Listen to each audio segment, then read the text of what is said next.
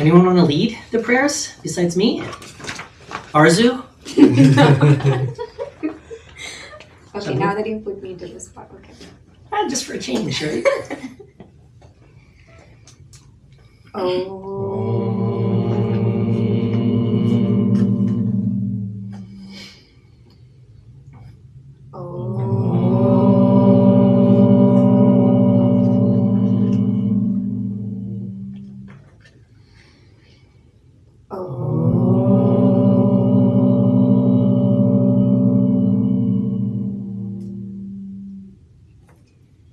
Vakratunda Mahakaya Surya Koti Samaprabha Nirvignam Kurme Deva Sarvakareshu Sarvada Saraswati Namastubhyam Varade Kamarupini Vidyarambham Karishyami Siddhir Bhavatu Me Sada Om Bhurvasvaha Tatsavitur Varenyam Bhargo Devasya Dhimahi Dhiyo Yo Nah Prachodayat Guru Brahma Guru Vishnu Guru Devo Maheshwara Guru Sakshat Parabrahma Tasmai Shri Guruve Namaha Om Sahana Bhavatu Sahana Bhunaktu Sahaviryam Karvavahe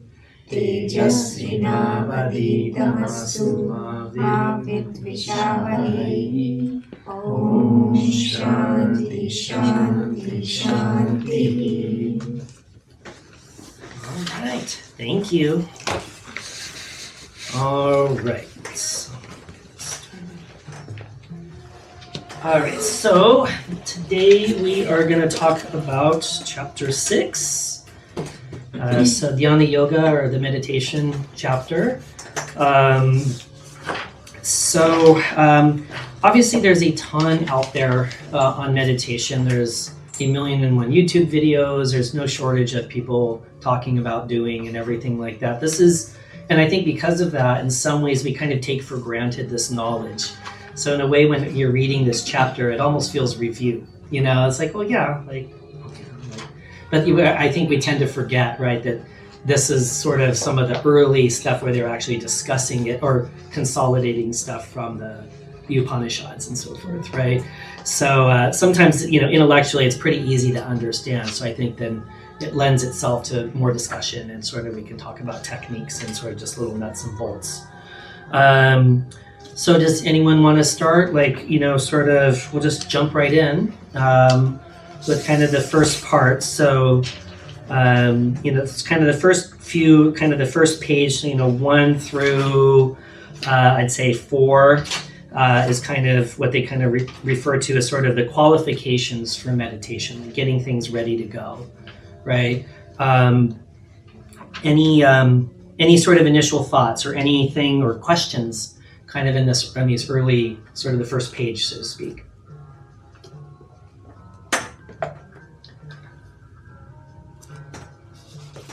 So if we look at 1 and 2, in a certain sense, those two are sort of like a summary of what we've done so far, right?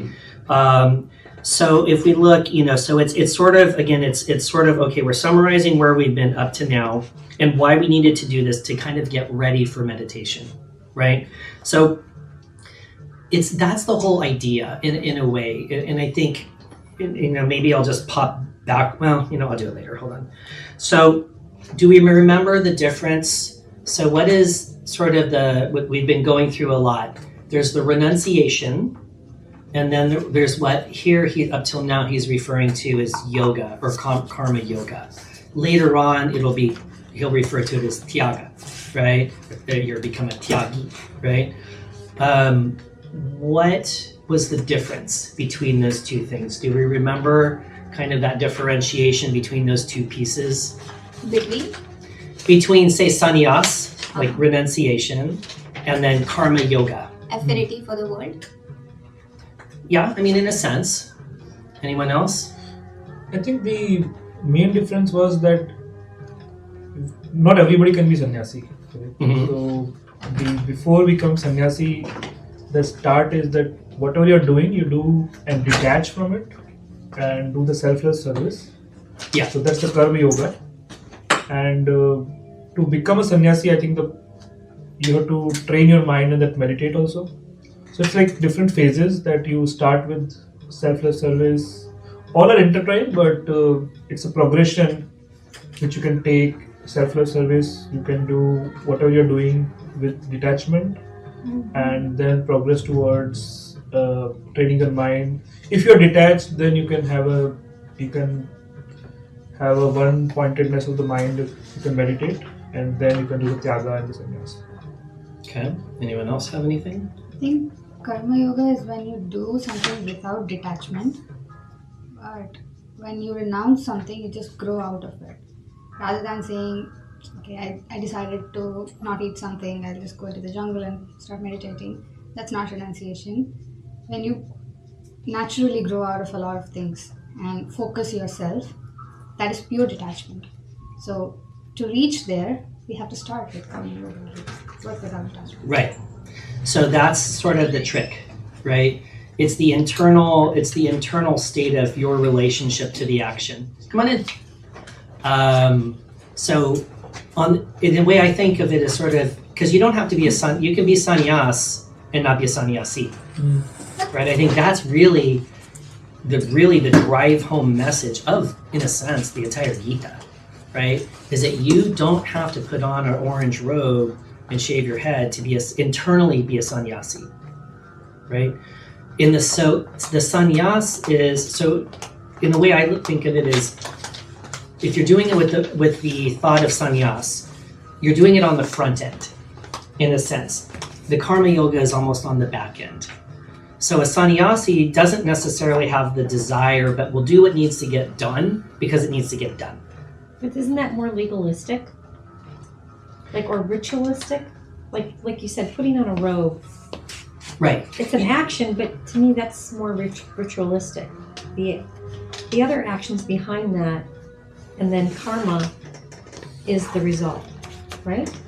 Yeah, so there's two sort of definitions that have the same word that are getting kind of used interchangeably, and I think that causes the confusion. Yeah.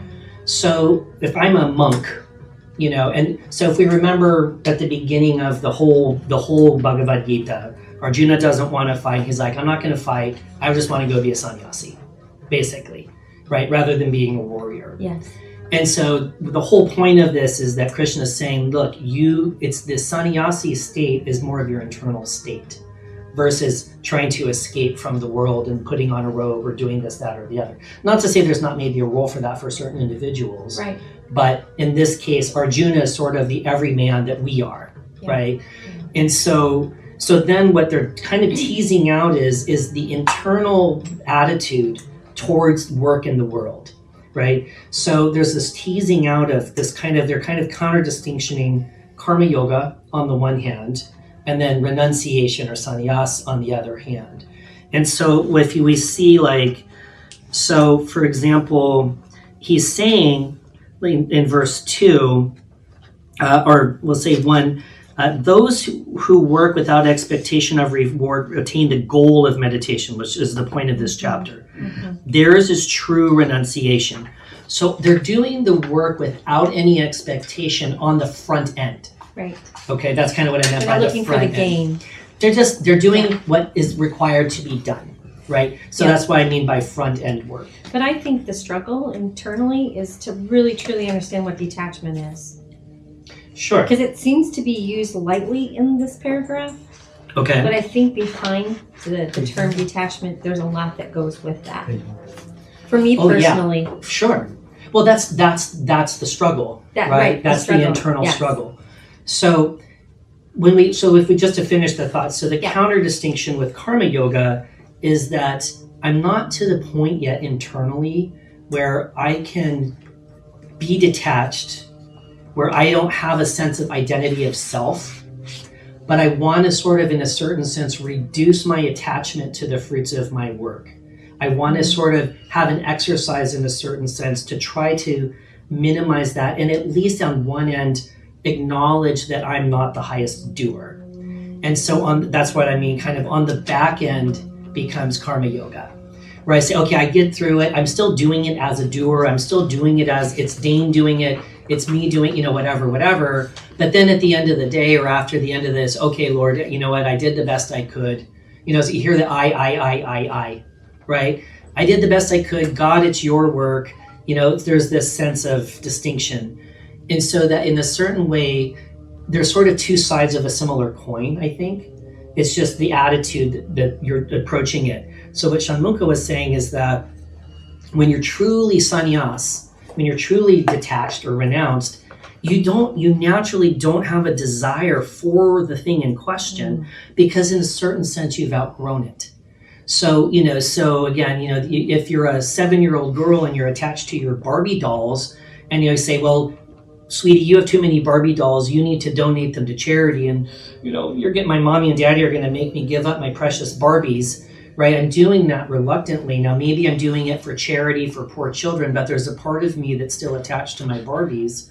Versus if Barbies go into the box and now she's 14 and we say, hey sweetie, we're going to give your Barbies to charity, she's like, oh, I didn't even realize we still had the Barbies, right? Oh, okay.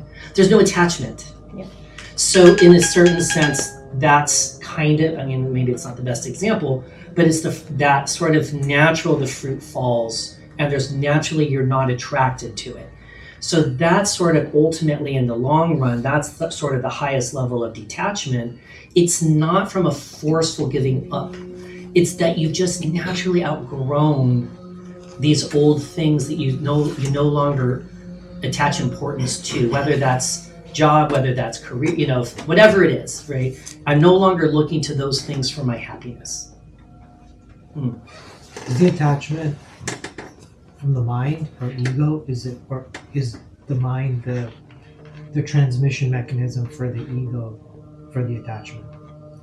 Well, yeah, so yes, there's the antakarana, right? The sort of that ego complex that has the ahamkara, the I, that's ego sense, right?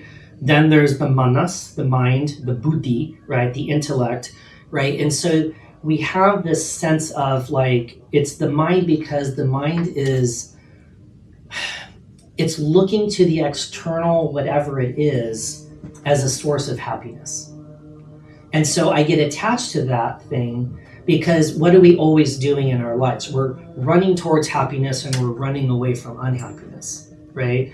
And so that desire then, because I still feel incomplete in myself. So my mind as the sort of the centralized, sort of the charioteer to the horses, right, is the one that is, those horses are going to race towards, we'll just say sensory inputs, because that's what they do. But it can be ego-based stuff too, right? It doesn't have to be purely sensory.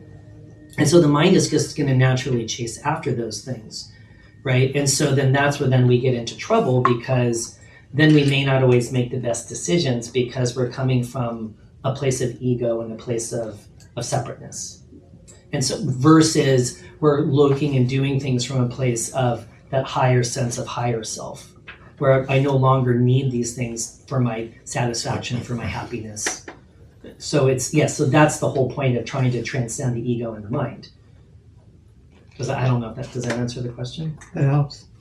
I guess my struggle is to understand how to break that doom loop or cycle. Yeah.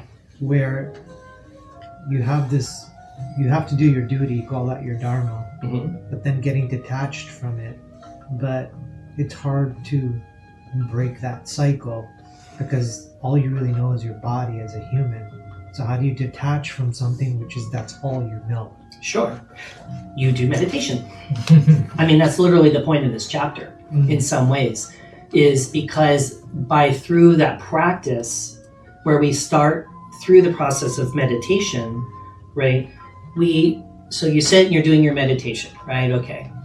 Or if we go through the exercise of sort of the negation of things. You've probably heard of the neti. Have you heard of that? No, different people come in with different knowledge, so I don't want to assume. You guys know it, right? Neti. So the exercise of doing neti means not this, not this, not this, not this, right? So, in a certain sense, kind of an intellectual sort of philosophical exercise that gets suggested is if I sit and I say, okay, am I the body? Are you the body? No. Are you pretty convinced? Yes. Okay. So you say, okay, I'm not the body, right? I could lose my arms, I could lose my legs, I could get a heart transplant, I could get a lung transplant, and peel out as many parts of the body as humanly possible and still stay alive. Like, okay, I'm still me. Or there was something that when you were a little boy and now you're a middle-aged man and then you're going to be an old man, there's that continuity of consciousness, right? So then you say, okay, well, I'm not the body. Now, are you your mind? No. You're not your mind. How do you know? Thoughts basically, you could argue that they're just thoughts. It doesn't necessarily, well, it's not you because they can be transitory and it's a transmission mechanism. Right. So the mind, so obviously in Indian philosophy, they break the mind and the intellect into two separate things, whereas in the West, we clump them as one thing, right? So the mind being sort of the controller or part of the emotions, the heart of the senses, the manas, right? And then you got the intellect, the higher, right? And so, but even that changes. It's similar, but that's more controlled, right? The buddhi, right? So then you say, okay, I'm not body, I'm not my emotions, I'm not my mind, I'm not my intellect. Then what am I? What's left? Yeah. So it's that via negativa, right? To use the Latin term, right? It is the negation of what is not me and then what is left over. Right? And so when we're doing the meditation, right, then in the ideal world, as we're sitting, then we're as the mosquito bites us, the nose itches, the thoughts come. It's practice in many ways for us to sort of pull back and start detaching ourselves from that bodily impulse, that thought, that, I've got to go, I got to make sure I pick up, such and such at the supermarket. I don't want to forget, or whatever crazy stuff comes across, right? So that's the point of doing the meditation. So we've just sort of we're just trying to purify ourselves to get us ready, because if you're still really highly attached to body and you're still attached to ego, and you could sit all day long, but it's not going to do anything. Right? So that's why we have to sort of do these processes first before meditation can even kind of come into the equation. Right? Does that make sense? Silly question on of your course. Example where you said switching out the body parts. If we have a brain transplant, like you and I switch, then you're going to think you're me and I'm going to think I'm me. Doesn't that say that the brain is the consciousness or the me? Yeah, it's an interesting thought experiment. Or could you put this is the whole, like the brain in a vat, right? Like, how do we know we're not just, or that was the whole point of The Matrix, the movie, right? Is how do we really know? But I think what the answer that the sages would give is that we're not the brain, we're not the mind, we're not the thoughts, we're not the ego, we're not the sense of individuality. If we want to go to that highest point, if we say Aham Brahmasmi, right, I am Brahman, we're the consciousness behind all of that illuminates all of that, right? So even if we could do a brain transplant, and now it's like a Freaky Friday movie kind of thing, even though my mind is now in your body and vice versa, we're still none of those things. Because if we're truly at the highest level, the consciousness behind all of that, the illumination, the energy behind all of that, then even that would have to be transcended. Did you follow? Did I lose you? Yeah, probably on the last bit. Because it's the consciousness. So when we say Brahman is everywhere, God is everywhere, not, everywhere. That means that, again, we used the example last time of you have the one sun with all the little jugs of water. Right? So it's the same illuminating sun that's in all of the jugs of water. So whether or not we pour the waters, we do a switcheroo, and you were in a yellow jug and I'm in an orange jug or whatever, the illumination, the reflection's not even actually us, right? In a sense, it's the highest, right? And it's only the stuff in the water or the jug that gives us that false sense of individuality. So if the highest consciousness is according the non-dual consciousness is everywhere, and we're just sort of the radio antennas that we can pick it up with consciousness, right? Like radio waves are everywhere, or EMFs are everywhere, but I only see the EMFs of the Wi-Fi with my phone. Right. So we're like if God or Brahman is the cell tower signal, we're the Apple phones that can pick it up. It's here, but we can't have no way to pick it up right here. Right. So the Wi-Fi, the signal is the same signal in all of us. Gotcha. You're just changing the vessel, but it's just changing the vessel. What's inside is just a reflection. It's not even the real thing. Right. At the highest level. Okay. Does that make sense? So you're not even the soul. You're not even the jiva. If you think about it. Right? Yes? Anyone? Do you agree? I agree. I think it's a throwback to chapter 2, where Krishna says the soul is indestructible and it is not very different from the supreme consciousness. It's just a manifestation of it. So, like you said, if you take the brain out, the brain dies. Like, you cannot transplant a brain into a person and expect the person to be alive. So it also is not capturing the soul that's actually indestructible. So in that case, in chapter 2, like he said, we are not very different from the supreme consciousness, whoever it is, Brahman. And that's why I agree with you. So we think of ourselves, it's easy for us to go through the negation and say, well, I'm not the body. It's easy, right? Not the body, not the mind, not the intellect, not these things, but I'm the soul. Okay, that's pretty easy to do. That's not hard, right? If you have any religious or whatever belief, right? I'm the soul. But then, if you really then want to peel it down, at least in this philosophical system, right? And again, the Buddhists would argue, and so let's acknowledging that. If we say that we're the soul, well, then we're the jiva. But what is the jiva? What is the difference then between the jiva and the atman, right?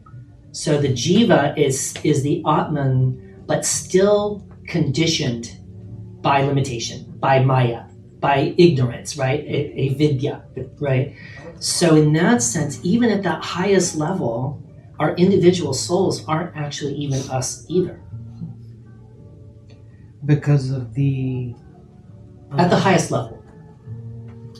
So you're saying basically the jiva X all that stuff that's kind of not corrupting it, but not making it as pure as it should be. Right. X all In a that sense. noise. Right. It's so that same Atman, right, is the same as Brahman, right? And when we have your soul, so your soul reincarnates, my soul reincarnates, right? You say, well, then how does that work exactly? It's because we still our individual jiva souls still have a sense of ego, still have a sense of separateness, still have a sense of identity, still have desires. I still want, I became an engineer, but man, I really wanted to be a doctor. Right? So you carry those desires with you. And so then if you continue to have those desires, right, then we're still identifying with the limited version of ourselves, even if it's at the soul level. But the electricity behind that soul is the same electricity in every single one of us. So this is sort of the reconciliation of the apparent differences. Well, how can someone be liberated but other people cannot? Right? Is that a question? Well, it's a philosophical puzzle that different systems reconcile with. I mean, that's the basis of like the two big schools of Buddhism, right? The big boat and the little boat, the Mahayana and the Theravada Buddhists, right? If one person can be liberated, then how can no one can be it unless everybody is, if we're all the same. And so hence the schism, right? So, but I don't want to, let's go back to the chapter. I want to make sure we don't lose too much. So one of the kind of the big sort of things is verse 4, when you have freed yourself from attachment to the results of work and from desire for the enjoyment of sense objects, then you ascend to that unitive state, right? So that's where we're starting to peel away the identification from our body, okay? And so this is where then, if you go to the handout that I gave, two big important concepts, especially in Vedanta philosophy, is the Viveka and the Vairagya. Okay? You got one of those papers, yeah? Okay. Right, so understanding the difference between permanent and impermanent, right or wrong, good or bad, however you want to look at that. And then the Vairagya is the dispassion, the detachment, right? What Shanmuka was talking about, where things just naturally, hopefully start to fall off. Okay? So then if we turn the page, sorry, it just makes me nervous when it beeps. We have to do it, right? It's each of us have to, we are all responsible for our own bondage and our own freedom, right? Again, to quote the Buddha, like, be ye lamps unto yourselves, right? So if we look here, so reshape yourself through the power of your will. Never let yourself be degraded by your self-will. The will is the only friend of the self, and the will is the only enemy of the self, right? So I think we can all relate to the fact that usually most of the time we're our own worst enemies, right? We either save ourselves or we get ourselves out. And one of the things I just sort of added that I've always liked, Swami Vivekananda, right? On the little handout, he has a lot of really great sort of motivational quotes about being brave and how it's bravery to be spiritual, and it's not a kind of a cop-out. It's not for the weak, actually. It's actually much harder.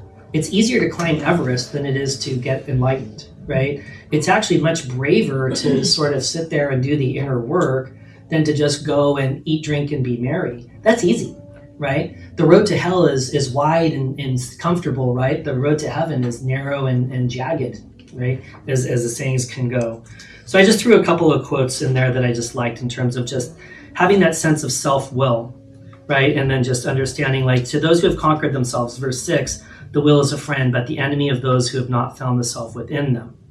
Right? So if our minds are not controlled, our intellects are not controlled, then we usually are the ones getting ourselves into trouble. Right? It's like the devil and the angel on our shoulders, right? So to speak. Any comments on that?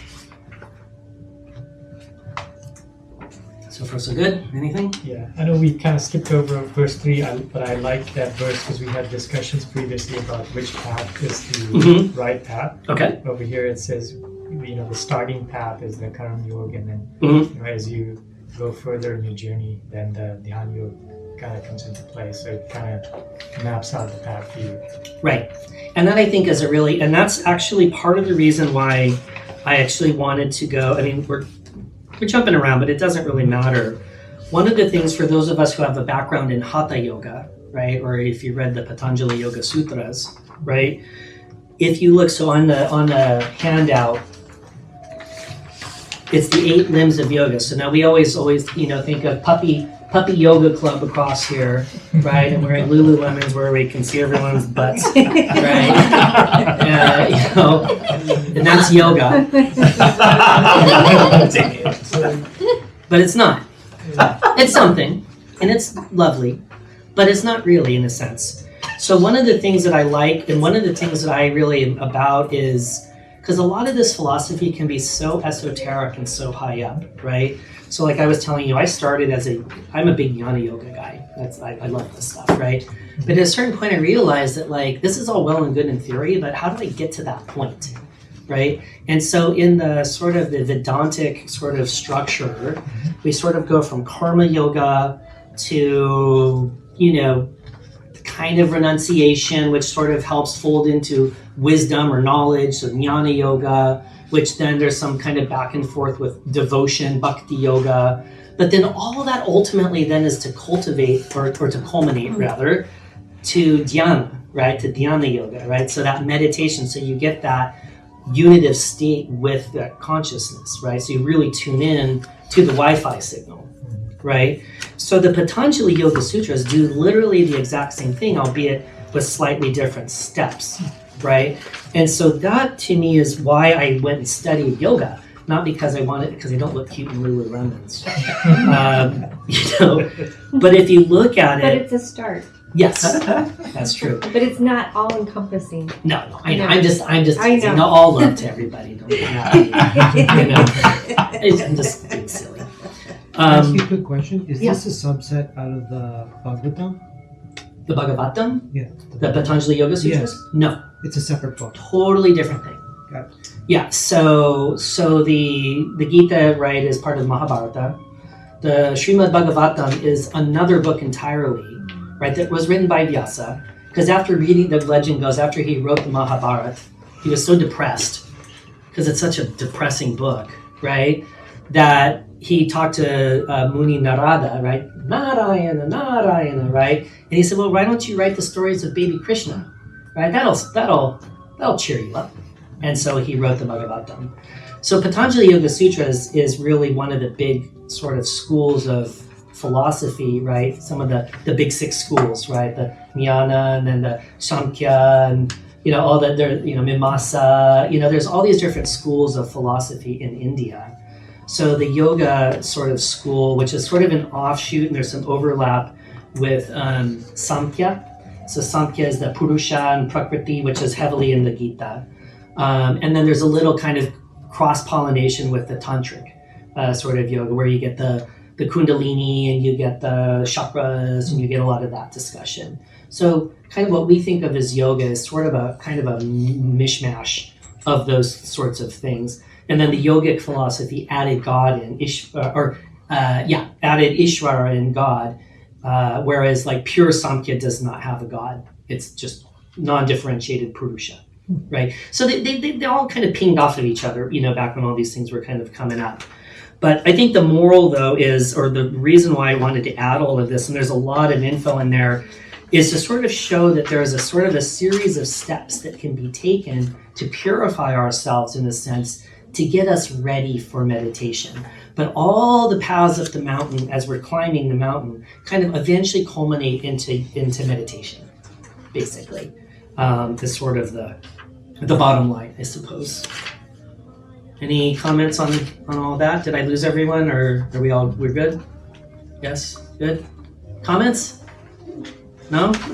You know all this already? Am I losing you? No, we're good. Okay, good. If I'm losing anybody, please speak up, because I don't want, there's no point in being lost, right? Okay. So the second kind of section is the proper conditioning for, how do you do with time too? Okay. The proper conditions for sort of the beginning of doing yoga is kind of from 7 till about 10. Does anyone have any quotes or comments or anything from that section?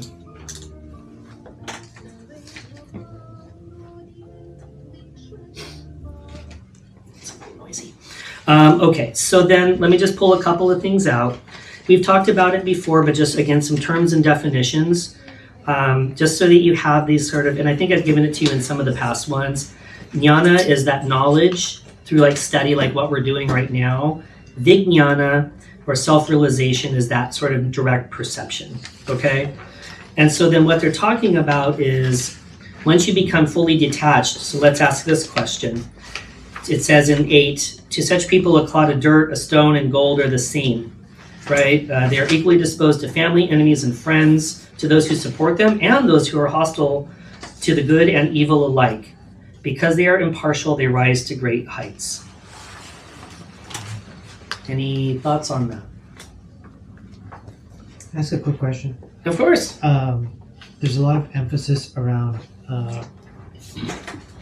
shifting away from duality. Mm-hmm. Right, wrong, black, white, so on and so forth. Mm-hmm.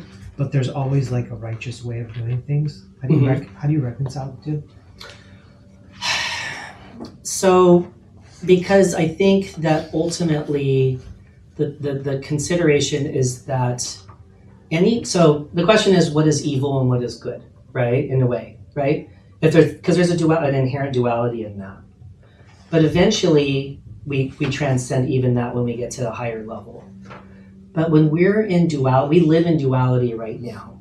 There are things that are going to be done by us that are going to be more in alignment with Dharma, right?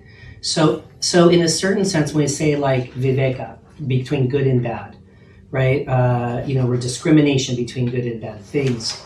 We, in a certain sense, we live in duality right now. And so things that are going to take us closer to Dharma right? If Dharma is Brahman, basically, okay? Anything that's taking us, while we're still living in duality, anything that's taking us closer to Dharma, taking us closer to that, would be considered good.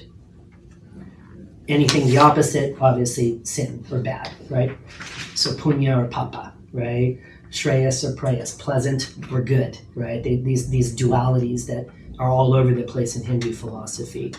So while we're still in our dualistic world, we live in a dualistic world, right? What they're trying to do in a certain sense is say, look, these are the behaviors that are going to take you and put you more in alignment with Dharma.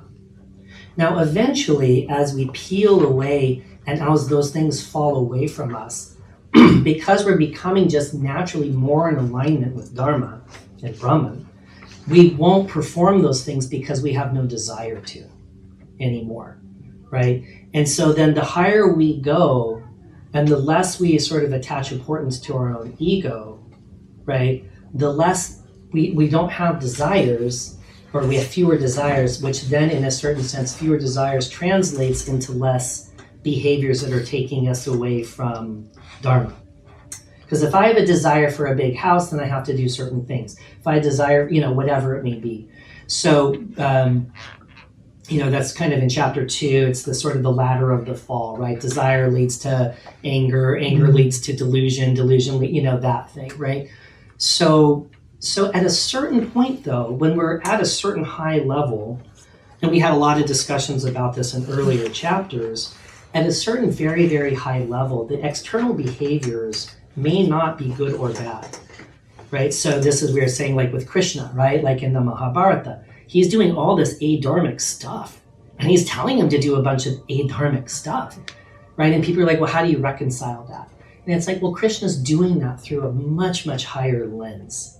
And so in that sense, we are not necessarily being down here, are not necessarily going to understand the point of view from that high, high level.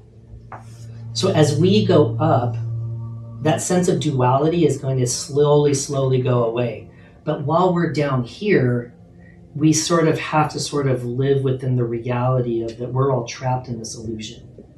Does that make sense? Yeah, that's a very well put. Does that answer the question? Okay, great. Any comments? Anyone want to add? Okay. So anyway, so the clod of dirt, the stone, all of this is going to be why are we looking at all those the same? Friend, enemy, family. It's a good test to see how far we are on our evolution, right? How close to that ideal are we?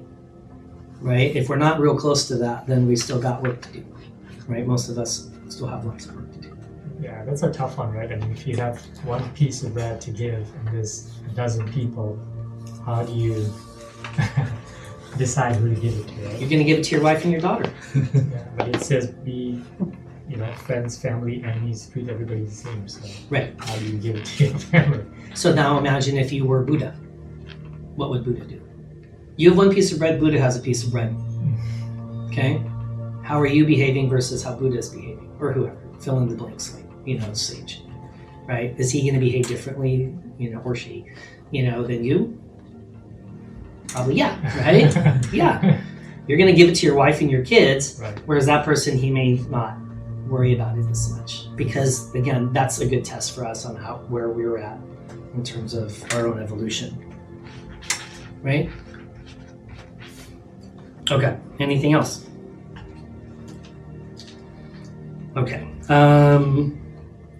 So 10, just quickly, those who aspire to the state of yoga should seek the self in inner solitude through meditation. Right? So this is the work, right? With body and mind control, they should constantly practice one-pointedness, free from expectations and attachment to material possessions. So I think that's pretty straightforward. Any sort of comments on that, and then we'll keep going. There's a few other things I want to Easy to say one point in this, but when you're meditating, it's very difficult. Right, exactly. Now, I think 13 through sort of 13, 14 are all pretty self-explanatory. It is talking about clean, comfortable, spots to do your meditation. I don't think there's probably much that needs to be discussed on that unless you guys have anything you want to talk about. And then when we get down into 17, those who are temperate in eating and sleeping, work and recreation will come to the end of sorrow through meditation. So for me, this is sort of, that middle way, right? Again, to kind of, we're bringing up a lot of Buddhism today for whatever reason, but, the middle way of the Buddhists, right? We're all familiar with that story, like with the Buddha, and we all know that. Is there anyone that doesn't know that? The middle way of the Buddha? Sure, I've heard it, but not in that Yeah, context. I can't recall. So it's a good story, even though it's Buddhist, but we love Buddha, so it's okay. So as we all know, so the Buddha, right, was Prince Siddhartha, right? And he had every opulence and everything that one could ever want. Of course, he eventually renounces the world to go seek for the truth. He then lives with a bunch of renunciates, sannyasi guys, and that's where he then starves himself. You see statues over in like Nepal and stuff where he's a skeleton basically, or just about a skeleton meditating. You'll see pictures. He has like the long dreadlocks, and he's all skin and bones, and he's hollowed out eyes, and he's meditating. And eventually he's like not getting anywhere with any of this stuff. And so I think the story is he was sitting on a riverbank or something, and he was listening to like a teacher teach a student to play a veena or a stringed instrument. And initially the string was too loose. And so, like what the loose guitar string would do. And then they tightened it, and then it was too tight and the string breaks or something like this. And so then the teacher said, no, you need to have the middle tightness in order to make the musical note. And so it was sort of this epiphany for the Buddha, where it was like the middle way of not going to either extreme is the right way to sort of approach things. So you'll hear that a lot with the middle way. They had a similar kind of thing, like I think it was Aristotle. Yeah, he has that. Had the what is it? Nicomachean Ethics. Yeah, there was what was it termed? There's a name for the golden mean. I can't remember what it was called. There's in Greek, but Aristotle has a similar kind of thing. So so this I think is realistically, historically, this is probably an outgrowth as Buddhism was kind of in going into India and stuff. But yeah. So anyway, middle way. So we don't have to give up house. We don't have to become sannyasis in order to pursue this, because the sannyas is the internal state, not the external state. I think that's the moral of the Gita, basically, like in a nutshell. All right. And so then if we go to 19, it's kind of one of those notable quotables, as I like to call them. So meditation is mastered, right? The mind is unwavering like a flame of a lamp in a windless place. Right? And in the depths of meditation, the self reveals itself, right? We get fulfillment, we get bliss. So these are all basically, these kinds of things are more or less, talking about the benefits to us of meditation. Complete fulfillment, infinite bliss. 22, desire nothing else, cannot be shaken by the heaviest burden of sorrow. So, that all sounds really pretty nice. Being fulfilled, being blissful, having no sorrow. Isn't that what we want anyway? Right? So because we're touching in on that piece of us that is at that highest point, right? And again, if we go back to the handout, this is where, so one of the things that I think is kind of good to kind of keep in mind, because the word meditation gets thrown around a lot and it's kind of confusing. Like, so if I'm sitting there with a rosary, a mala, and saying, Sri Ganesha Namaha, whatever, right? Doing something, or I'm counting, or I'm focusing on my breath, or whatever. If I'm doing that, that's called dhyana. It's concentration, right? Not that there's anything wrong, and it's a step before you get to dhyana, right? So a lot of times people say, well, I'm doing my meditation practice. You're really doing dhyana, right? Which is okay, nothing wrong with it. But to me, that was really super helpful, because I've always felt like, my God, man, like, how am I ever going to meditate? Because it's so hard, right? To kind of keep not have the itch, not have the itch on the nose, not have the thought, So at least we know that we're working towards something. And it, for me, it made me feel a little bit better about the imperfection of my practice. Because I was like, okay, you know what? I'm just still doing Dharana. I'm trying to get to Dhyana. I'm just not there yet. That's okay. At least I'm doing something, you know? So for me, that helped me a lot, just even though it seems like kind of semantics. And then you get into Samadhi, which is then way beyond kind of where we're at. I mean, realistically, and there's all the subtypes that I just threw up there just so you had them for future. Any comments?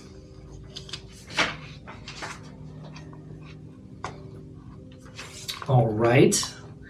Well, then let's keep moving then. So 23 is sort of thought about as the definition of yoga. So the practice of meditation frees one from all affliction. This is the path of yoga, right? So follow it with determination and sustained enthusiasm. So this is going to be one. So from our Yoga 200 teacher training sessions, anyone wants to define yoga for us? Like the root of that word. This is a good one. Everyone, this is like this is Yoga Teacher Training 101. Even the Lululemon girls know this one. Union? Mm-hmm. Yeah. Joining your lower self with the higher self? Yeah. Mm-hmm. Yes. Anyone else? I'd go back to what she said about the union. Yeah. Yuk, it's yug or yukt means to bind, to grasp together, right? So it's the union of, like, yes, with our higher selves, basically.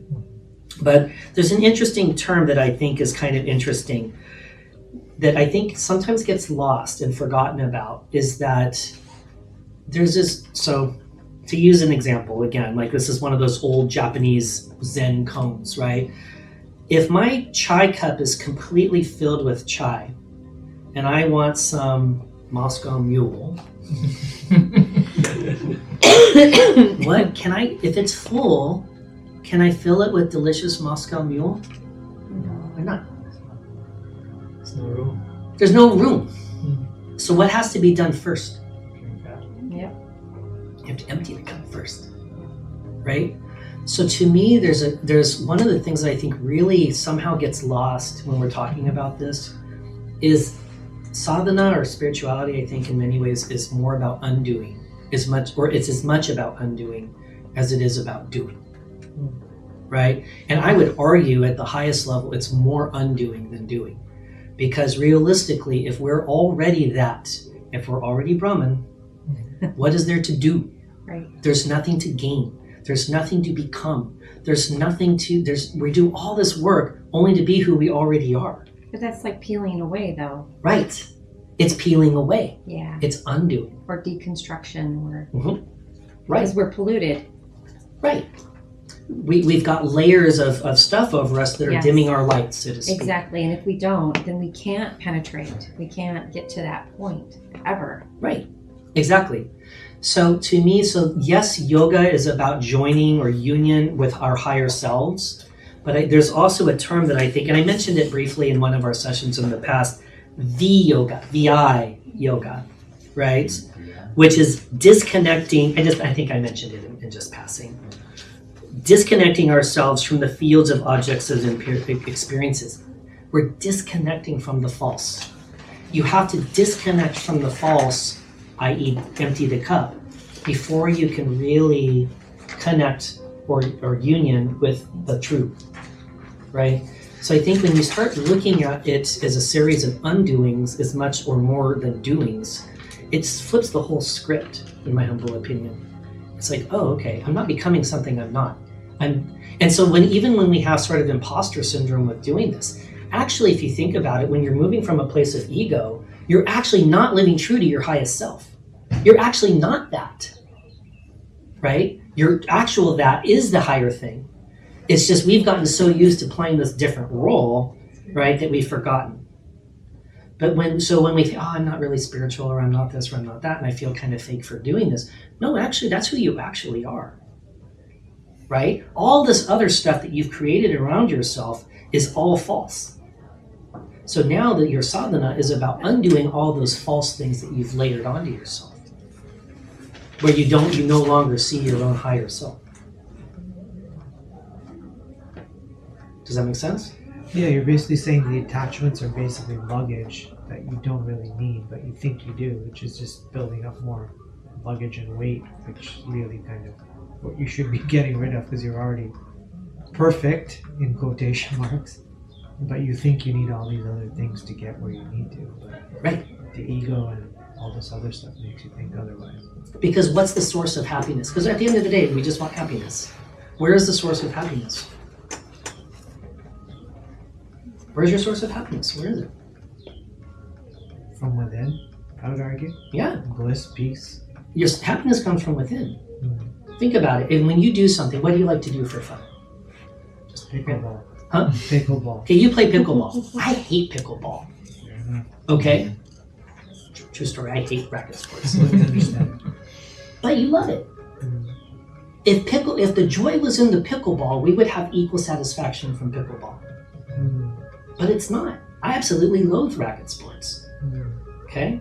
So clearly it's not the pickleball.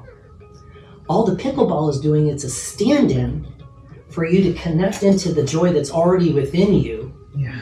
that's always within you. You've just decided that that is how I plug into joy. Right? Yeah. Or like, I like downhill mountain biking. Like, I want to try to die. Right? That might terrify you. But for me, it's fun. If the joy was in the mountain biking, it would be equally joyful, right? So, does that make sense? Yeah, you're saying the transmission mechanism is false. Yeah. Because I think this is not recording. Okay. Just a small one. it's our backup. We'll just pray that this one's. I have perennial problems with my cameras. So if we could just now, can you imagine if you could just figure out how to tap into that joy without any external crutch? I think, yeah, that's kind of like the secret key, right? Yes, because that's who you are. Yeah. Right? Sat Chit Ananda, right? Ananda. Carry real quick. Yep. 100%. Anything? Comments? Okay. What's that other yoga? How do you spell that? The V? It's just VI in front of yoga. Oh, okay. So it's a modifier. I don't remember exactly, but they'll put like how we do like A in front of something. It's the negation of it. So the V in front of the yoga, it's the undoing. So if yoga is union, the V yoga is the disconnection. But it's disconnection from our lower false senses of self. Does that make sense? Yeah. Okay. All right. So 29 kind of also talks about why the sages would give the equal pieces of bread to everybody, right? They see the self in every creature and all creation as in the self. With the consciousness unified through meditation, they see everything with an equal eye, right? And that's those cameras are the enemy. See, I'm attached. You see, I still have work to do. We would see the same spirit within us, right? So then that's why I think ideally, again, maybe early on it's a discipline, but ideally as we grow in our spirituality, we should theoretically just lose the desire for it because maybe it tastes good or this or that, but we wouldn't want it because it's ultimately the same as us, so we wouldn't do it to ourselves, right? Doesn't that apply to plants as well, which are living? Yeah, it does. It does, yes. But, What do you eat? Yeah, exactly. You become a breatharian, you just take Right, exactly. Right. They don't have a higher intellect. Like Yeah, they don't have do. mind. They have higher intellect, right? Plants don't have that higher intellect. Right, but the distinction is not I will eat only things with or without intellect. The distinction is if we see God in everything, then how can we Yeah. destroy How do a you living separate plant? that? Right. And there's people that will argue that. Yeah. Absolutely. And it's. I think that people bring. I think it's you're trying to go as low as you can in terms of disrupting. But if you just eat like fruits, you're not killing Yeah, plants. that's the right? basis of people being absolutely. fruitarians. Yeah, that's actually the basis. Like many Like, I'm not plants- killing. If I have to kill the carrot to eat it, I'm not Yes. going to eat it. So I'll just only Eat the eat fruit. fruits. There's a thing called fruitarians for that exact reason. Can't do that. You know, God bless them. Yeah. Yeah, so I'm ever present to those who have realized me in every creature, seeing all life as my manifestation. They're never separated from me. So if you're seeing God in everything, then you always see God, right? And then 32, similar kind of thing. You know, when a person responds to the joys and sorrows of others as if they were his own, he has attained the highest state of spiritual union. So again, seeing everybody as yourself, right? Let's do one more and then maybe we'll take a quick break and I'll switch out batteries. Now this is the big question. Arjuna says, okay, that's nice. That sounds great, Krishna. You're good, buddy. But 34, Krishna, the mind is restless, turbulent, powerful, and violent. Trying to control it is like trying to tame the wind. It's a very, very famous quote from the Gita, right? So this is nothing new. Our struggles are nothing new. We like to think we're so unique in our things, but we're not, right? And so then the next section, Krishna answers that. And this is how we then control or conquer the restless mind. What are those remedies? How do we get that? How do we do that? And Krishna acknowledges it, and then he says the two things. And again, I have it at the end, the other one. So the Yoga Sutras, again, back to Yoga Sutras, practice and dispassion. Stop the modifications of the mind. Okay? Dispassion is vairagya. We talked about that, and that's at the very beginning. That was one of the two definitions that we gave you on the handouts. And then regular practice, abhyasa, right? Regular practice. So Krishna says it can be conquered, Arjuna, through regular practice and detachment. Okay? So that is what we have to do. But the practice has to come first. Usually the discrimination or the dispassion doesn't come first. We have to do some of those beginner, like the heavy lifting on the front end of it. And then slowly, we become more and more dispassionate about some of these things. And then we just circle back to what we talked about in the beginning. Right, exactly. There's lots of tons and tons of circling back with themes, throughout the entire book, actually. So is it hard, is it easy? No, right? But this is the nature of controlling of the mind. And so little by little, as we kind of keep with the practice, then we become more and more detached. We become more and more dispassionate. And it doesn't mean we're a zombie. It's just we're no longer looking to the external world to make us happy. We can learn, ideally, to tap into the happiness within us without requiring some external crutch, so to speak. Any comments? One question about meditation. So it says during meditation you kind of focus on yourself. But if you don't know the self and you're trying to discover the self, what do you focus on? Yeah, so early on, and again, that's really good. I like that you Focus on brought your that up. breath. Hmm? Focus on our breath. So that's against why this, that's where Dhyana comes in. Because it's kind of like the way I look at it is trying to fall asleep versus falling asleep. Right? Like, okay, I need to sleep. I got a big meeting tomorrow. I got to get up early. We got a flight, whatever. And you're sitting there and you're like, I'm trying to fall asleep, right? But eventually you're trying to fall asleep. You eventually do. And it just happens without kind of even conscious awareness, right? So early on, that's why they have these structured systems, is that, look, you're not going to be able to concentrate or control your mind until you do some of this stuff ahead of time, right? Doing breath work, doing asana practice, doing the yamas and the niyamas, like being good, doing good things, These are all the preparatory phases. Doing karma yoga, if we're going to stick solely with the Gita. These are all the practices that have to come in order to get to the point where we can even begin to consider focus and concentration.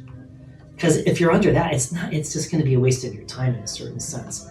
And so then we say, okay, I'm going to focus on the God in my altar, or I'm going to focus on my third eye, like the Shambhavi Mudra, or I'm going to focus on my breath, or I'm going to do japa with a mantra, or whatever the technique is that you want. And what will happen is then as you're sitting there doing that, and you start to sort of bypass and you start to less and less identify with the movie screen of your mind and all the garbage that comes up across it. And so then the thought is that, or what the, is you start to pull and look for the space in between the thoughts. And if you couple that with against, then you start to pull back and say, well, I'm not this body, I'm not, neti. And then I'm pulling, and now I'm trying to sort of slowly expand the period of time between the two thoughts. So thought A, thought B, there's a space in between. Now maybe it's infinitesimally small early on, but then if we can practice, then we can widen and widen and widen and widen. And so then the thought being, or the teaching goes, that now if you're at that place, whatever that is, there's no thought, right? So, but there's still awareness, right? So there's an awareness that's there minus thought, right? So that's when you go deep into that and that gets more and more and more and more and more expanded, it's called the turiya, the fourth, right? You've probably heard that, right? There's the waking state, the dreaming state, right? The deep sleep state where there's dreamless sleep, and then the fourth state, the turiya space, right? So turiya is where it's like the deep dreamless sleep, right? Like when you don't remember anything, right? There's no dream, there's no nothing. It's just, you're gone, right? But yet you wake up and there's a part of you that goes, oh man, I slept so good last night. I was dead to the world, right? It was amazing. Well, how do you know? If you weren't there, how do you know that you slept so good, right? There's your consciousness there's still consciousness behind that, right? But these samadhi states are like, so they say, because I haven't gotten there, it's like that deep dream sleep, but in deep dream sleep, you're unconscious. Whereas the turiya state is like that, but with consciousness. But that has to happen like over a period of time, right? We have to work our way up to that because we're obviously nowhere near that, right? And so that's, again, why the steps are there. Gotcha. Thank you. Does that answer the question? Okay. I remember reading about some sleep stage that some sages attain where they're awake but yet they're dreaming. Like, oh yeah, like conscious dreaming or Lucid dreaming. lucid lucid dreaming. There is some high. I don't know much about it because like in terms of this, because there's still, if there's dreaming, then there's still mind. There still has to be mind. And then if you're, then there's awareness of, there's still mind involved. If okay, I'm sitting here lucid dreaming about whatever fantasies I have in my lucid dream or whatever is coming up, right? Because what's the point of lucid dreaming? It's like I don't remember controlled what the point dreaming. of it was. I think I read something. It's related to some brainwave. Right. It's You're awake in the dream. Yes. No, I know. And- What is it? Yeah. And I think what I remember is that is a very higher stage. You can program your mind in lucid dreaming. Like there are ways Right. to say, okay, I want to manifest money, right? So you can go into your dream and tell yourself in the dream to go meet this person, and you get it in the dream and you get it in life. It's something they do. I don't know the exact detail. Yeah, sure, no doubt. But there's still, by definition, mind. Right. There's an awareness of mind, Yeah. right? Versus what we're talking is that you're transcending mind, Right. but you're still keeping awareness. Yeah. So again, between the two thoughts, there's a space of no thought. But yet when I'm in no thought, there's no thought. Yeah. So, but there's awareness of that. There's an awareness of self.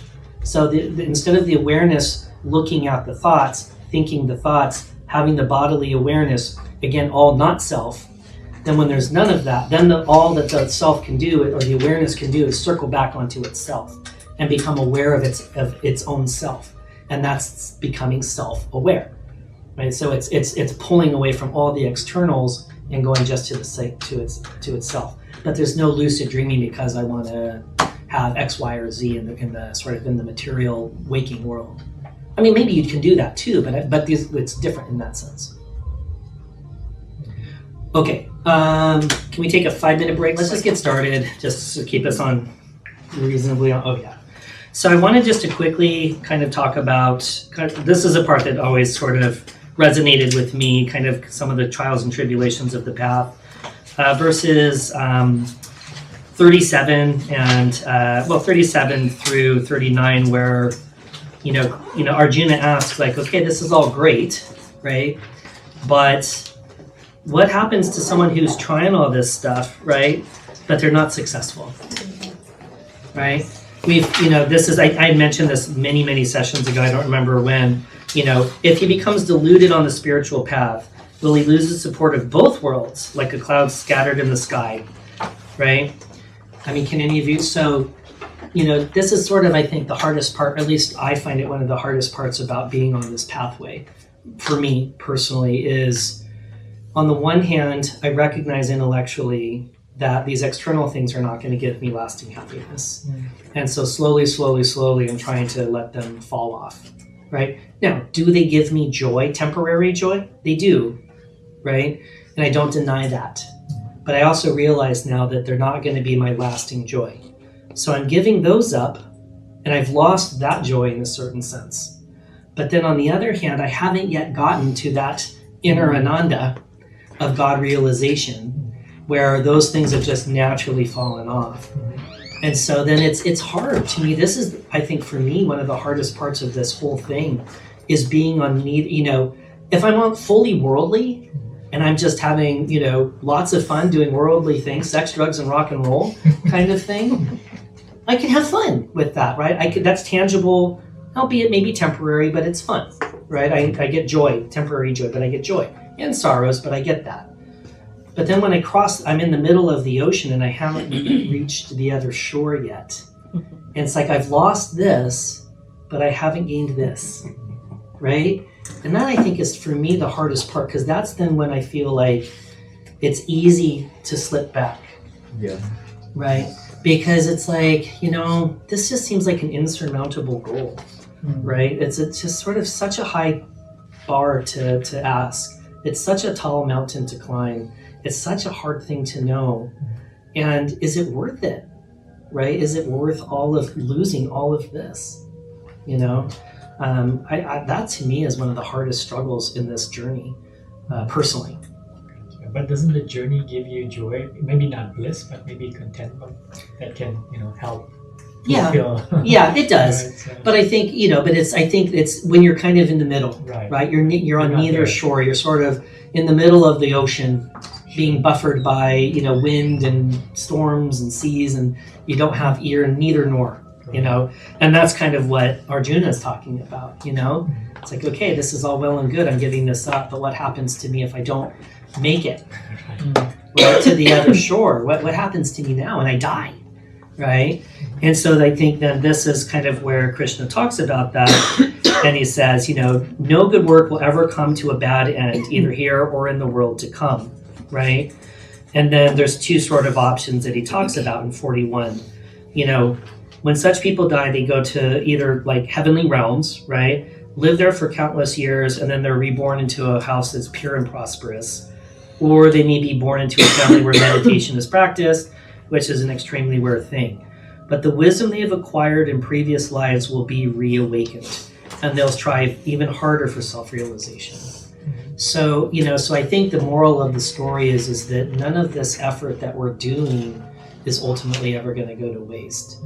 And that we are going to be, not that we should be doing it for the sake of heaven or, this or that, but at least I think if we believe this to be true, there's some sense of reassurance that it's, even if we don't make it all the way to the other shore, it's not like we have to start back at zero again the next time around. Right, because you're just acquiring, and the next life, again, it just reawakens. You're building like a ladder. Right. Exactly.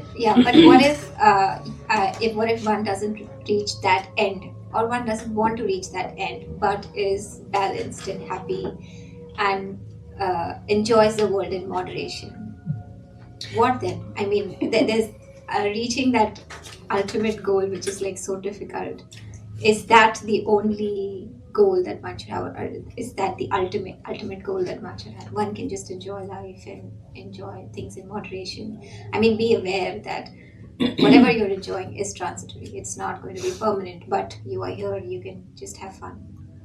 Yes. The answer is yes. Does that mean that person will also take birth again? Well, yes. Why? If you're just Like when- living in the world, Yeah, but then why does that person have to take birth again? Because it's like they don't think that is the ultimate goal. They just think that so they just think living in the world is so what's the end of that person's life? Like what's their end point? Like going to heaven? no aim. I mean, No aim. having an aim is also sort of like selfish. Yeah, it's like no desire, no aim, Yeah. no goal. Just live the life as you Yes, go. You just can do your that. karma yoga, just live your life. And Absolutely, you that's can it. do that. What will happen? So you do it until eventually you play with your dolls until you eventually grow tired of playing with dolls. No, even when you're playing with dolls, you're not attached to your dolls. You know that, okay, this is just a time. I am God's pastime, and these dolls are my pastime. And that's it. I'm not attached to the dolls. Yeah, but are you truly identifying yourself with your highest self? Right? Or are you you can live as worldly life as you want to live, but at a certain point, if you're still looking to anything besides this, I think the answer would be, now again, just if you're looking to something outside of the highest self for your sense of happiness or pleasure or being, you're still not identifying yourself with your highest truth. And so that doesn't mean that you're punished. It just means that maybe your soul's sort of evolution, for lack of a better way to say, is that it's still content with the drama. It's still having fun in the game.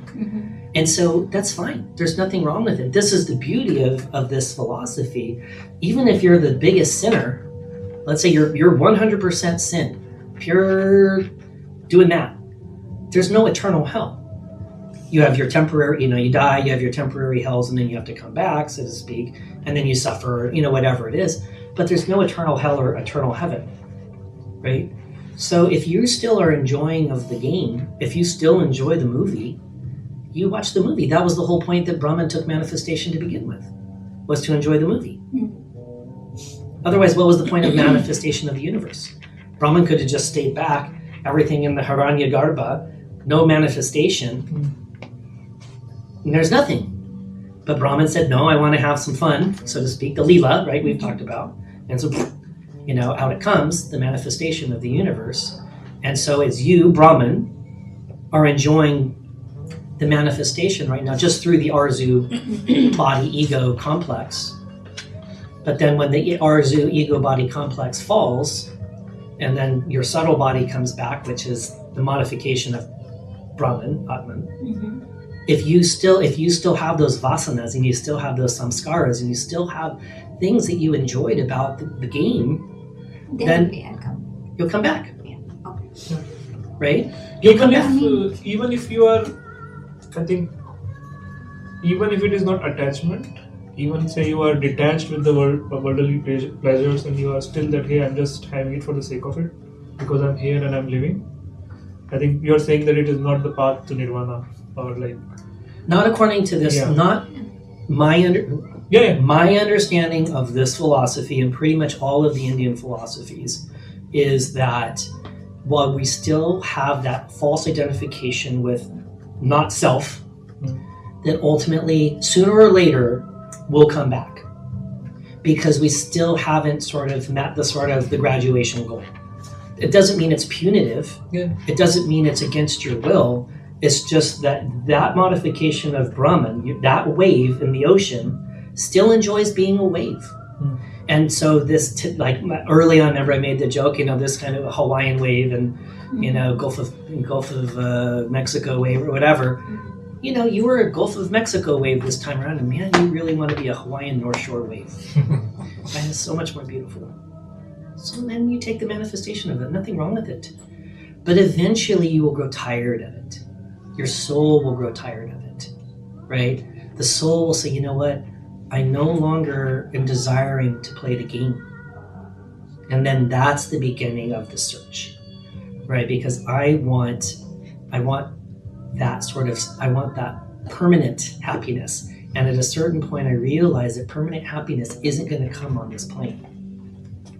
And so, but if you're enjoying the game and you enjoy the movie and you enjoy the drama and the highs and the lows and the passions that's the beauty of it. Who doesn't love a good movie with lots of, ups and downs and, right? Nothing wrong.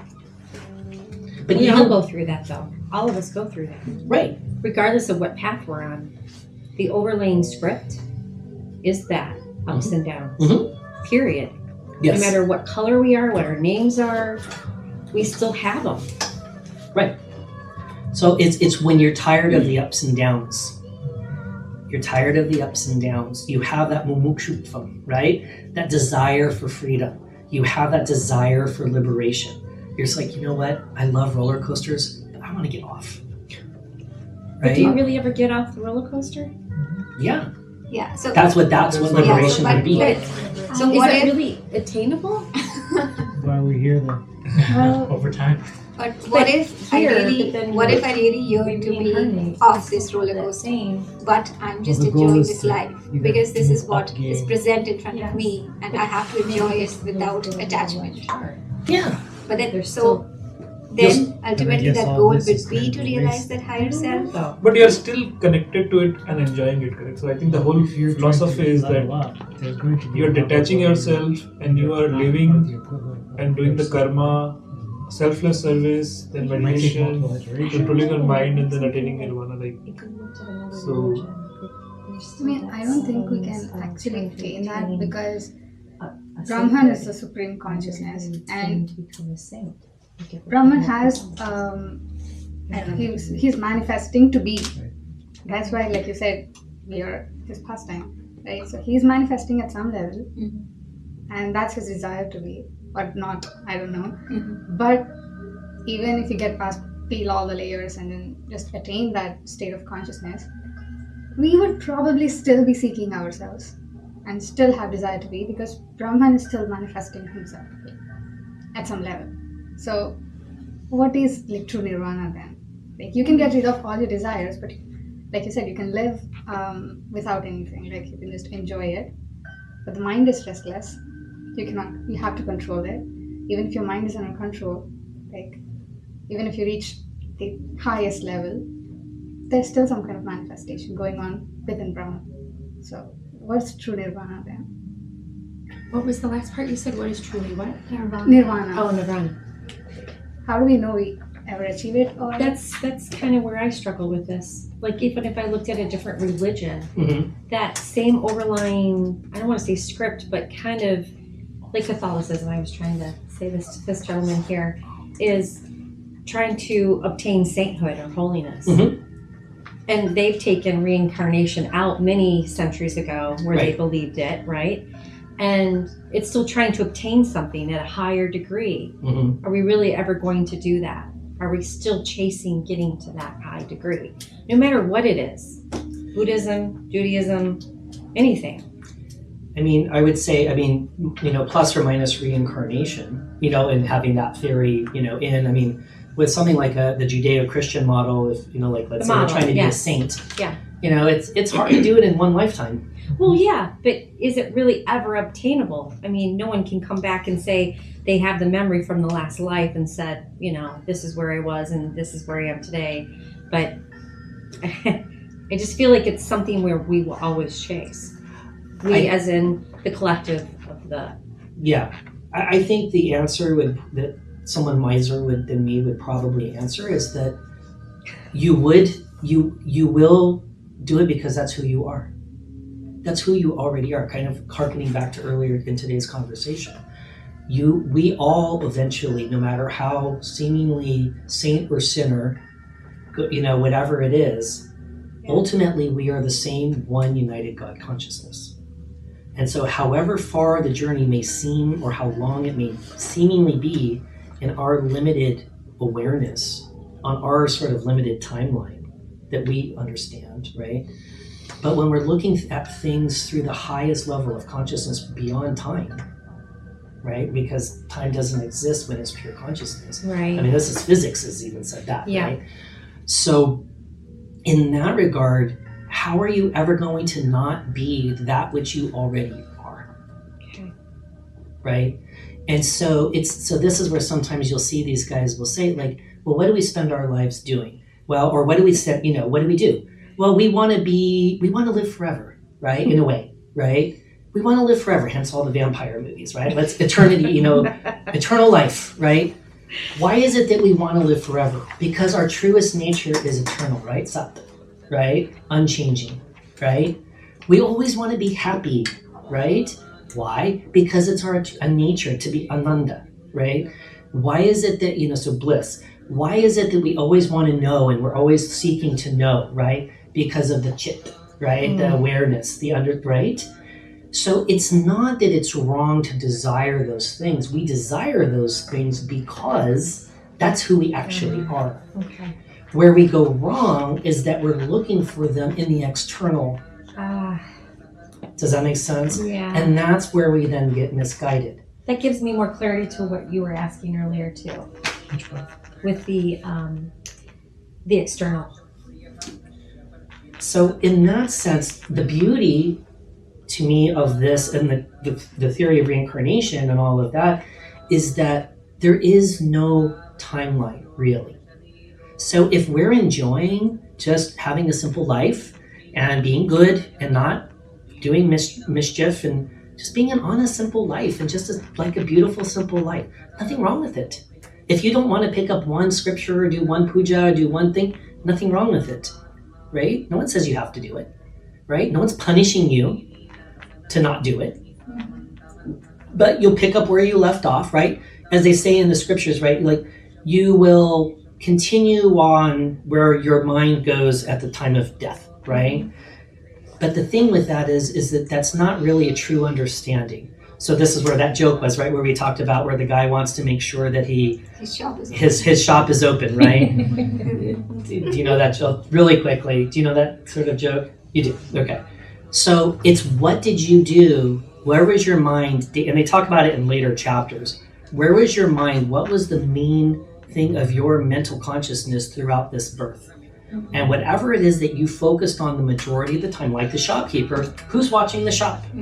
That was his biggest vasana, and then he dies, right? So then this is why when Krishna is saying in these scriptures, keep your mind on me, think of me always, then you will be mine. You will come to me, right? Because that is what is going to be the strongest undercurrent of your existence in this birth, right? And if that then therefore translates into that moment when death finally goes, right? You're not going to have conscious control of your mind. They actually talk about this a bit in the Brihad Aranyaka Upanishad. They discuss this a lot.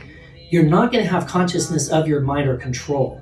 So it's going to come in that unconsciousness as you're transitioning over into death, right? But no one says you have to do it, but eventually, whether it's in one birth or 1,000 births, right, you eventually will get tired. And eventually you'll start to say, okay, you know what? And think about it, right? Here we are, it's 2025, right? This was written 2,000 plus years ago. These guys were doing and getting liberated 2,000 years ago. All of us have been being reborn and born again and born again and born again and born again, right? All this while, meanwhile, the Krishnas and the Buddhas and the Jesuses they're long liberated, right? That's why Sapna always jokes. She's like, oh, if you're an old soul. And I say, an old soul is just a slow learner. Right?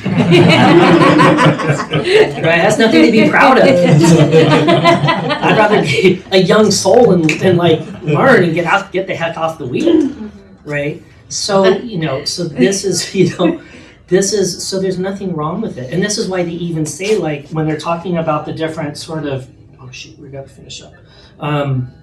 Like even doing the pujas to the gods and doing all this stuff. And they say, if you do worship to the gods, you'll go to the gods. If you do it to the mains, like your ancestors, you'll go to the ancestors, and so on and so forth.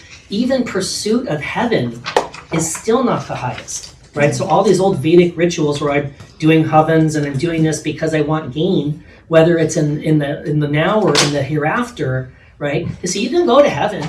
You can go to Indraloka, you can go to Brahmaloka, you can go to all these different places, all these different Hindu heavens, but eventually you're going to have to come back, right? Because you still haven't identified yourself with the underlying current that's behind all of it.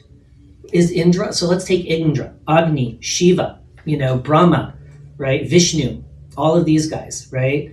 Saraswati, whoever. What's the consciousness current behind those? What's the enlivening principle behind every one of those gods? Who is it? It's Brahman, right? So even at that level, those guys have to be reborn again, eventually. Now, maybe it's a really long time, but eventually. So that's why they're like, don't even ask for heaven. And we talked about that in one of our sessions, right? These are the guys that like will walk past heaven to get to the highest good, right? Because if you're even tempted by heaven, you're still not going to be at the highest level, as enjoyable as that might be, because it's not the highest truth, right? So there's no pressure, and that's where the karma yoga comes in with your sadhana, right? Because that's the other temptation, right? Is I'm doing all this sadhana, man, and I want results. Like chop chop, Krishna. Give me some like, I want some like booms. I've been reading these things. I'm studying these books. I'm doing all this stuff. Like shit, man, hurry up, brother. I want to get right now, right? Like please, right? But again, we have to do it with the attitude of devoting it to the feet of God, right? And then that's where faith and surrender come in, and then the sense of grace. They'll even talk about grace, and we're kind of out of time, unfortunately. But you had mentioned, like, man, it's like insurmountable. We have to become saints, and it is, and it's discouraging sometimes because it's so damn hard. And I don't disagree with you at all. And if we rely on our own It's strength, okay to disagree. you're not wrong. Yeah. But that's where they'll even say, this is why ultimately, when you get to a certain point, you have to then surrender to the feet of God, and have the grace then comes in, right? The grace of God will come in to help you if you but let it, right? And that's that sense of that surrender. Yeah. So there is a sense they don't talk about it as much in Hindu philosophy, that sense of grace, the way they do in, say, Christianity. Yeah, for sure. But it's there. Yeah. It's there. Mm-hmm. It's just not heaven through grace alone, the way it is like with Christianity. Very limited. There's a lot of works that are involved in Hindu philosophy, but there is a sense of grace. Yeah. It's just not discussed often. Is it Right. similar to Bhakti Yoga? Like the grace Yeah. of that, hey, Yeah, and that's why they say Karma Bhakti Yoga. Yoga, Bhakti Yoga, and then Bhakti Yoga is the one which can take it to the path to Nirvana. Yeah, the And Bhakti the Yoga grace is of the nice. Lord can come. And that's the argument that the Bhaktas use against like Jnana. There's two paths. I can't remember the Sanskrit names for them. One is the path of the kitten, and one is the path of the monkey. And they say, so if you're a Jnana yogi, you're like a baby monkey, that you have to hold on to the mother monkey in order for the mother monkey to take you around. And if you let go, you're going to fall, right? They say, whereas with bhakti, it's like being a cat. It's being a kitten. The mother picks you up and carries you around. So which one would you rather be, a monkey or a kitten? And that's their argument towards bhakti yoga, is that like it's too much, it's too hard to do this all by myself. I want God to pick me up and carry me home. Yeah, I think the book that I'm reading also places more emphasis on devotion than even the Dhyana yoga that we have, the meditation that we Right. discussed. Well, and again, and that's where when you get into it, the jnana and the jnana yoga, the wisdom or the knowledge, and then the bhakti kind of start to become kind of merged. Really, the differentiation is more with karma, right? And then the jnana and the bhakti start to get a little bit kind of blurry, at least through Gita definitions and discussions, right? There's obviously how things are manifested in a day-to-day world with different kind of strategies, but yeah. All right, well, we're a little over, so we probably should close up. Any final thoughts? Great class. Great. Thank you. Thank you. Thank you. Yeah, thank you. All right. Who's going to do closing prayers? Come on. Shanmukta. Por favor.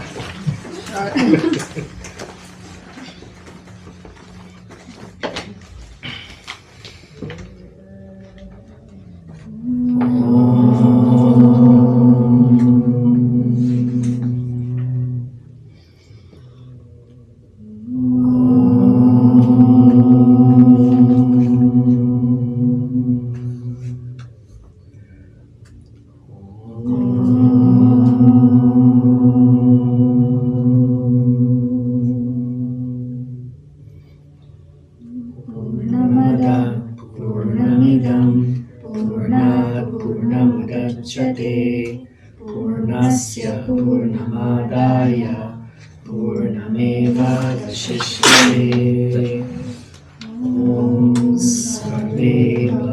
bhavantu sukhinah. Sarve santu niramaya. Sarve bhadrani pashyantu. Ma kaschit dukhabhag bhavet. Om asatoma sadgamaya. Tamasoma jyotirgamaya. Mrityorma amritam gamaya.